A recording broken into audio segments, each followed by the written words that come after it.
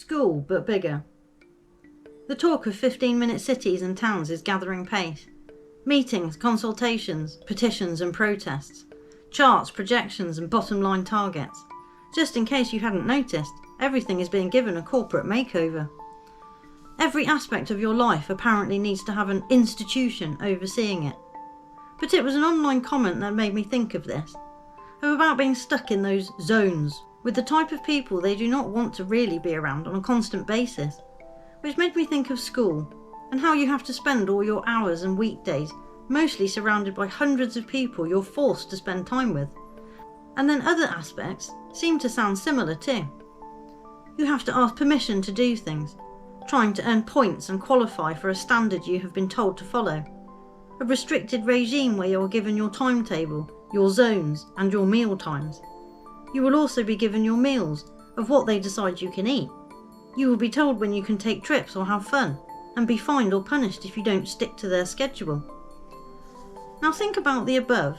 Is that school, or is that a 15-minute zone? Hard to tell from where I sit.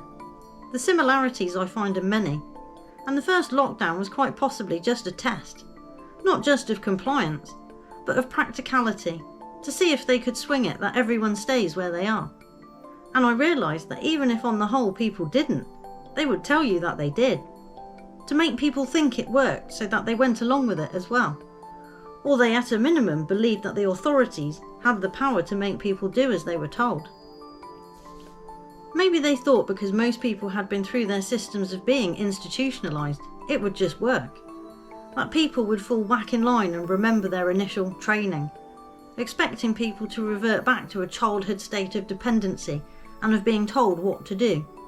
Which is what I think a big part of this, and I have mentioned it before in Holding Us Back, but of trying to diminish people's adult lives and responsibilities, wanting them to be like Orphan Oliver, grubby and dishevelled with an empty bowl, outstretched towards your caregivers, hoping they'll throw you a crumb when you whisper the words, "Please sir, can I have some more?" And that's possibly why some people appear belligerent and have been labelled anti-everything, just as the troublemakers would have at school. But after we leave that system, hopefully some reflect on those years and come to understand that people pressures and reactions to that strange enforced regime through childhood. And the ones who realised it was a waste of time and didn't try to fit in, well, seems they had the right idea after all. But even back then, they did a good job on all of us to make us look down on bad attendance, people with bad grades, people with a bad attitude. Now I know what type of people set those attendance standards, grades and attitudes they wanted from children. I'm not so judgy. So to me, it does seem as though they are just expanding the school system to be a bigger, more encompassing system that gets everyone, where they can have you as part of their institutions for life, from cradle to grave in fact, tied in, logged in and fully immersed in their financial, emotional, medical and technological future plans for you. Unless, of course, you find you have other plans for yourself.